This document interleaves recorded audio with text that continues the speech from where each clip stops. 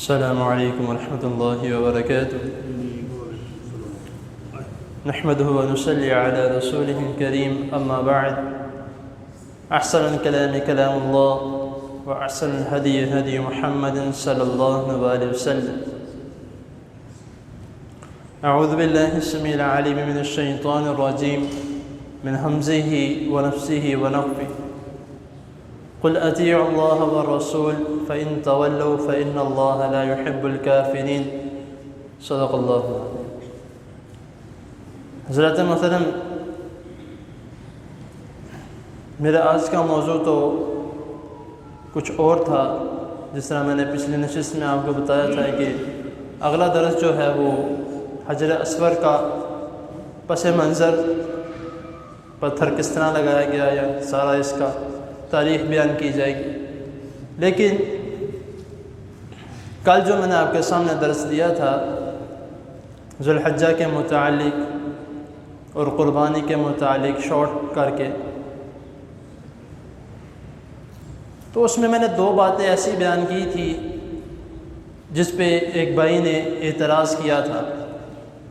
جب میں درس دے کر گھر گیا تو جس طرح میں نے کہا تھا کہ اگر کسی کو کوئی اس درس میں کوئی پریشانی پیش ہے یا کسی نے کوئی سوال کرنا ہو تو سامنے میرا نمبر ہے، تو مجھ سے فون کر کے رابطہ کر سکتا ہے۔ تو خیر بھائی کو شاید کوئی پریشانی تھی یا ان کو بات کی اچھی طریقے سے سمجھ نہیں لگی، تو انہوں نے ادھر سے میرا نمبر لے کر مجھے فون کیا، اور میرے درس میں سے دو اعتراضات انہوں نے یہ نکالے کہ آپ نے دو باتیں ایسے کی ہیں جو کہ آپ کو نہیں کرنی چاہیے۔ نمبر ایک، میں نے یہ کہا تھا کہ جو شخص قربانی کرتا ہے وہ سنت ابراہیمی کو زندہ کر رہا ہے، اور قربانی کرنے سے جس طرح 10 دن پہلے جو حدیث میں آتا ہے کہ جس نے قربانی کا ارادہ کیا ہے وہ اپنے ناخن اور بال نہ کاٹے۔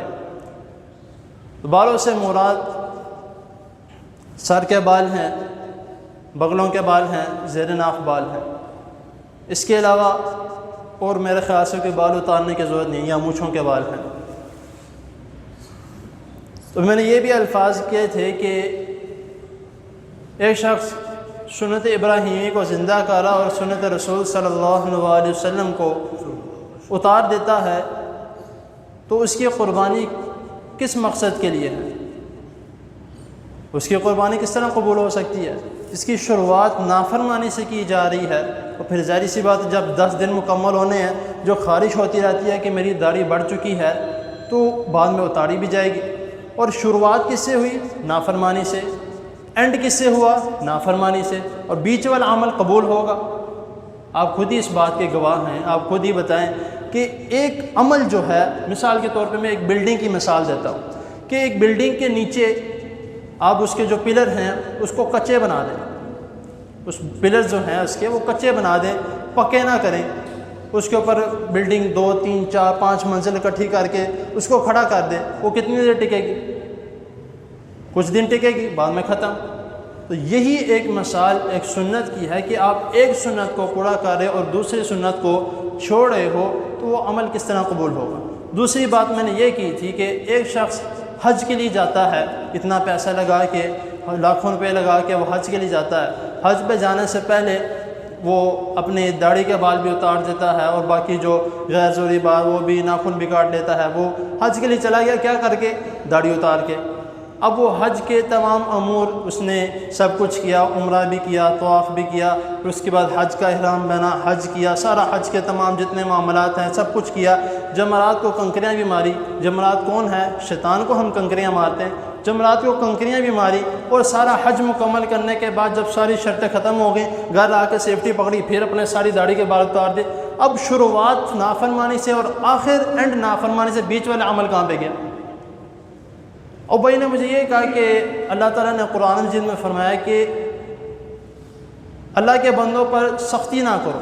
اللہ تعالیٰ خود نہیں سختی فرماتے، وَإِذَا سَأَلَكَ عِبَادِي عَنِّي فَإِنِّي قَرِيبٌ أُجِيبُ دَعْوَةَ الدَّاعِ إِذَا دَعَانِ۔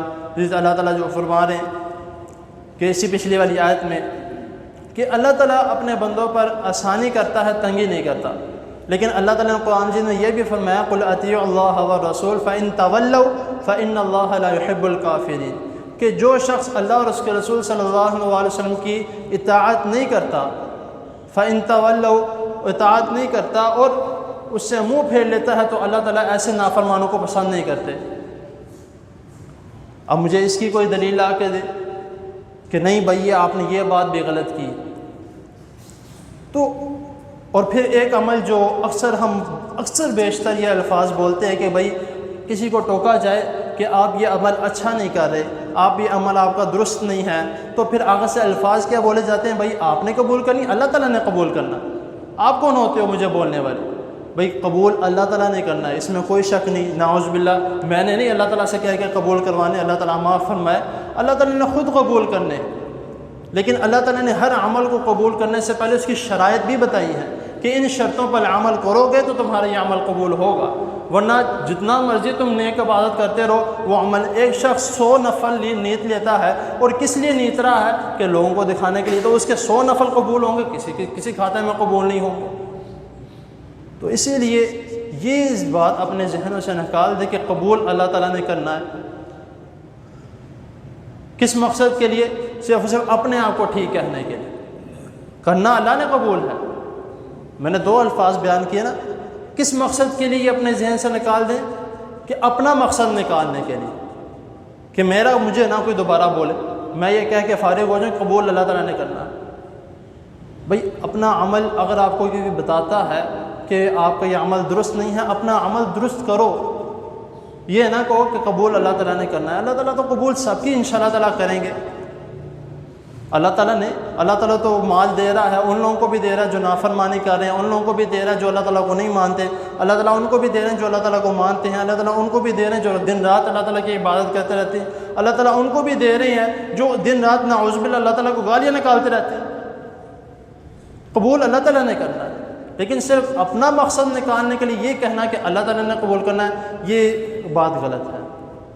تو اسی لیے مجھے خدا کی قسم کسی بھی بات کی مجھے اکثر کوئی بات میرے سے کر دیتا ہے، میرے پاس آ کے یا درس کے بعد بھی آ کے کہہ دیتا ہے کہ یہ بات جو اکثر جو بیچ میں جو بات نکلتی ہے وہ یہ ہوتی ہے کہ بھائی آپ نے یہ بات کی ہے تو آپ لوگوں پہ سختی کر رہے ہو۔ کچھ باتیں سختی کرنے والی اس لیے ہوتی ہیں کہ تاکہ لوگ اس کے اوپر عمل کریں۔ اب ہمارے بہت سے ایسے علماء ہیں جو لوگوں کو اجازت دیتے ہیں کہ آپ صرف فرض ہی پڑھ لو، وہ آپ کی نماز قبول ہو جائے گی، سنتے نوافل نہ پڑھو۔ وہی سنتے نوافل کیوں نہیں پڑھنے؟ یہ نماز کا حصہ ہے، ان کو پڑھو۔ تو یہ جو ڈیل دی جاتی ہے، ان ڈیل کی وجہ سے بہت سے ایسے معاملات ہیں جو ہم چھوڑ دیتے ہیں۔ اب اس نے ایک اور بات بھی کہی کہ آپ نے جو سختی سے یہ بولا کہ جو شیو کراتے ہیں وہ حج عمرہ ان کا قبول نہیں ہے، جو شیو کراتے ہیں ان کی قربانی قبول نہیں ہے۔ میں نے کہا میں نے یہ نہیں کہا ان کی قربانی قبول نہیں ہے، اگر وہ اپنی نیت بدل لیں تو انشاءاللہ تعالیٰ اسی وقت اللہ تعالیٰ ہو سکتا ہے ان کی عبادت قبول کر لے۔ میں نے یہ کہا ہے کہ جو اللہ تعالیٰ کی نافرمانی کرتے ہیں، جو اللہ تعالیٰ کے اور اس کے رسول صلی اللہ علیہ وسلم کے سے منہ پھیر لیتے ہیں، ان کی عبادت قبول نہیں ہے۔ تو ہمیں اپنے جو رویے ہیں، اپنے جو اندازے ہیں، ان کو تھوڑا بدلنا چاہیے۔ پہلے اور وجہ کیا ہوئی تھی ان کے سوال کرنے والی کہ انہوں نے میری آخری بات سنی تھی، شروع والی بات نہیں سنی۔ شروع والی بات کیوں نہیں سنی؟ کیونکہ جس وقت میں یہ ساری باتیں بیان کر رہا تھا اس وقت وہ فون لے کر باہر نکل گئے تھے، ان کو کسی قسم کا فون آ گیا تھا، تو فون لے کر وہ باہر چلے گئے اور واپس آئے تو میں یہ بات کر رہا تھا، تو جس کی وجہ سے انہوں نے میری بات کو پکڑا اور آگے انہوں نے کسی اور کو بھی میرے خیال سے شاید فون کیا، انہوں نے کہا کہ میں نے فلاں عالم سے مسئلہ پوچھا، تو انہوں نے کہا اس طرح نہیں ہے۔ تو لیکن بات کو جب تک مکمل نہ بتایا جائے، جب میں نے ساری بات ان سے کر لی، میں نے کہا جو میں نے اب آپ کو بتایا اب یہ کسی سے پوچھنا، ہو سکتا ہے آپ کا جواب جو ہے وہ آپ کو مل جائے۔ تو اس کا ہمیں ذرا خیال کرنا چاہیے۔ عمل اللہ تعالیٰ نے قبول کرنا ہے، لیکن اس بات سے، اس مقصد سے یہ نہ کہیں کہ اللہ تعالیٰ نے قبول کرنا تاکہ میں ٹھیک رہوں، اپنے اعمال کو درست کیا جائے۔ اگر نہیں ہے، کوئی آپ کو بتاتا ہے تو کوشش کرے کہ اس کی بات مان لیں، اس کو کسی قسم کا کوئی ٹوکے نہ کہ بھائی تم نے مجھے اس طرح کیوں کہا، میں جاؤں تو اللہ تعالیٰ جانے، بے شک کوئی مسئلہ نہیں۔ اللہ تعالیٰ کی حضور دعا ہے اللہ تعالیٰ ہمیں جو سنا ہے اس کو سمجھنے کی اور اس پر عمل کرنے کی توفیق عطا فرمائے۔